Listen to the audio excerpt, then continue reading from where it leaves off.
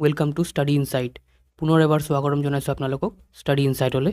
আৰু আজি আমি ডিছকাছ কৰিম ৰিচেণ্টলি হৈ যোৱা আসাম কেবিনেট মিটিঙৰ ইম্পৰ্টেণ্ট কাৰেণ্ট এফেয়াৰ্ছবোৰ। মই আগতেও আপোনালোকৰ বাবে আসাম কেবিনেট মিটিঙৰ ইম্পৰ্টেণ্ট কাৰেণ্ট এফেয়াৰ্ছ আনিছিলোঁ আৰু মই তেনেদৰে আসাম কেবিনেট মিটিঙৰ ইম্পৰ্টেণ্ট কাৰেণ্ট এফেয়াৰ্ছবোৰ আনি থাকিম। এইবোৰ বহুত ইম্পৰ্টেণ্ট হয় for any government exams related to Assam. আৰু এই ভিডিঅ'টো বহুত ইম্পৰ্টেণ্ট হয় ফৰ আসাম ডিৰেক্ট ৰিক্ৰুটমেণ্ট আৰু APSCৰ বাবে। চ' মোৰ নাম ৰজত পল আৰু মই আপোনালোকক স্বাগতম জনাইছোঁ স্টাডি ইনসাইটলৈ। Let's start the video'. So' প্ৰথম প্ৰশ্নটো হ'ল ভেহিকল স্ক্ৰেপেজ পলিচিৰ ওপৰত। As per vehicle scrappage policy of Assam 2022, vehicles over how many years is to be dismantled and scrapped. এই প্ৰশ্নটোত এইটোৱে বুজাইছে যে আমাৰ vehicle scrappage policy of Assam 2022 হিচাপে আমাৰ গাড়ীবোৰক কিমান বছৰৰ ভিতৰত ডিছমেণ্টেল কৰিব লাগিব বা স্ক্ৰেপ কৰিব লাগিব। আৰু উত্তৰটো হ'ল 15 বছৰ, 15 years. Next question.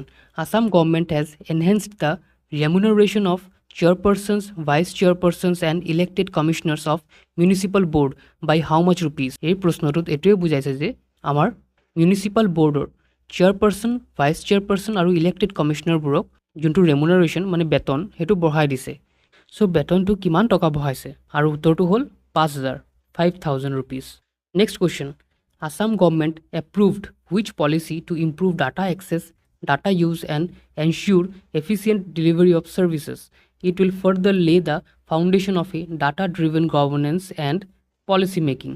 এই প্ৰশ্নটোত এইটোৱে বুজাইছে যে অসম গভৰ্ণমেণ্টে এপ্ৰুভ কৰিলে কোনখন policy for improving data access, data use আৰু এনশ্যোৰ কৰিব এফিচিয়েণ্ট ডেলিভাৰী অফ ছাৰ্ভিচেছ। আৰু এই ডাটাবোৰ ফাৰ্ডাৰ হেল্প কৰিব অসম গভৰ্ণমেণ্টক ভাল এটা পলিচি বনাবলৈ আৰু গভৰ্নেন্স কৰিবলৈ। চ' কোনটো পলিচি অসম গভৰ্ণমেণ্টে এপ্ৰুভ কৰিলে? আৰু উত্তৰটো হ'ল Assam state data policy 2022। Next প্ৰশ্নটো হ'ল ৰিনিউৱেবল এনাৰ্জিৰ ওপৰত। Assam government approved which policy to create an ecosystem to propel growth of renewable energy power sector which aims to install aggregate renewable energy of 1200 megawatt within 5 years। এই প্ৰশ্নটোত এইটোৱে বুজাইছে যে Assam গভৰ্ণমেণ্টে approve কৰিলে কোনটো পলিচি আৰু সেই পলিচিটোৰ জৰিয়তে অসম গভৰ্ণমেণ্টে ক্ৰিয়েট কৰিব এটা ecosystem of renewable energy power sector. আৰু সেইটোৰ এইম হ'ব যে 1200 মেগাৱাট ৰিনিউৱেবল এনাৰ্জি ইনষ্টল কৰিব 5 বছৰৰ ভিতৰত। আৰু উত্তৰটো হ'ল Assam renewable energy policy 2022। Assam renewable energy policy 2022। Next প্ৰশ্নটো হ'ল ৰিনিউৱেবল এনাৰ্জিৰ ওপৰত। Name the project of Assam government for installing 1000 megawatt on free government land that was announced in 2022-23 state budget. Assam গভৰ্ণমেণ্টে কোনটো প্ৰজেক্ট লঞ্চ কৰিছিলে 2022-23 ষ্টেট বাজেটত আৰু সেইটো প্ৰজেক্টৰ আণ্ডাৰত আসাম গভৰ্ণমেণ্টে ইনষ্টল কৰিব 1000 মেগাৱাট গ্ৰীণ এনাৰ্জি গভৰ্ণমেণ্ট লেণ্ডত। আৰু সেই প্ৰজেক্টটোৰ নাম হ'ল এম্বিচিয়াছ মুখ্যমন্ত্ৰী সূৰ্য শক্তি প্ৰকল্প।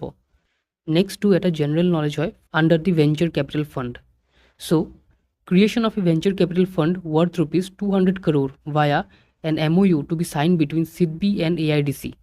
মানে আমাৰ Assam industrial development corporation limited AIDC আৰু SIDBI small industries development bank of ইণ্ডিয়াই MOU চাইন কৰিলে এটা মানে এটা এগ্ৰিমেণ্ট কৰিব। এই দুটা ডাঙৰ ডাঙৰ কোম্পানীয়ে লগ লাগি মেলি 200 কোটি টকাৰ এটা কেপিটেল ফাণ্ড বনাব। নেক্সট প্ৰশ্নটো হ'ল আণ্ডাৰ দি MSME ছেক্টৰ মানে micro' small and medium enterprise sector.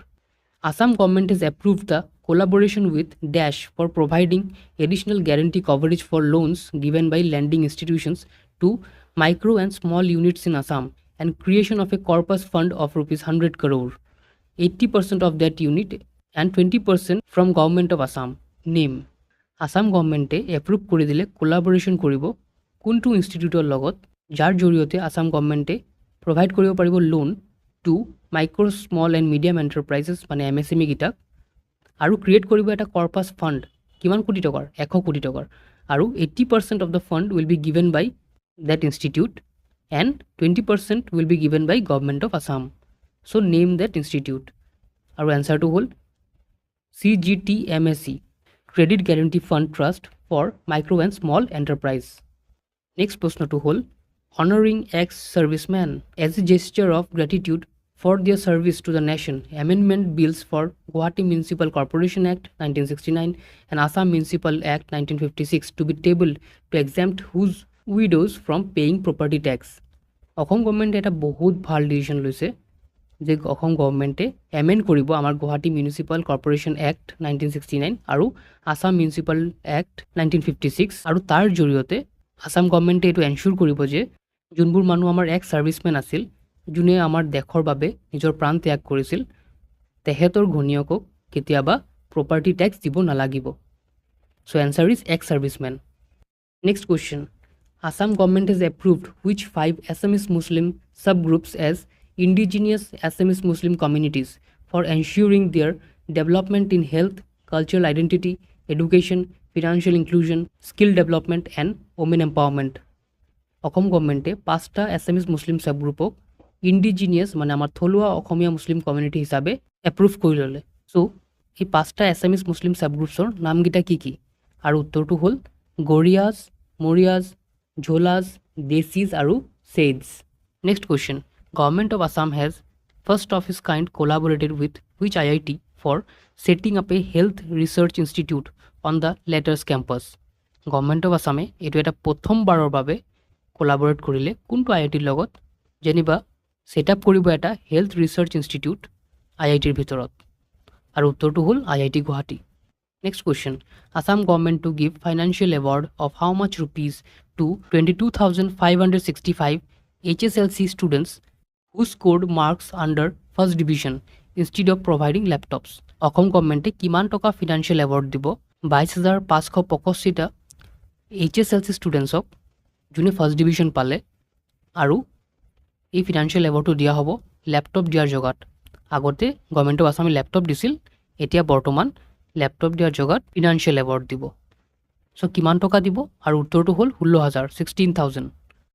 চ' এইটোৱে আছিল আজিৰ ভিডিঅ'। হোপফুলি আপোনালোকক যদি ভিডিঅ'টো ভাল লাগি থাকে কমেণ্ট ছেকশ্যনত নিশ্চয় জনাব আৰু আপোনালোকে যদি মোৰ লগত কানেক্ট কৰিব বিচাৰে তেতিয়াহ'লে এইটো ফেচবুক আইডিত গৈ কিনি কানেক্ট কৰিব পাৰিব। তাতে মই বিভিন্ন এক্সামৰ আপডেটবোৰ দি থাকোঁ। So' thank you for listening. God bless you all.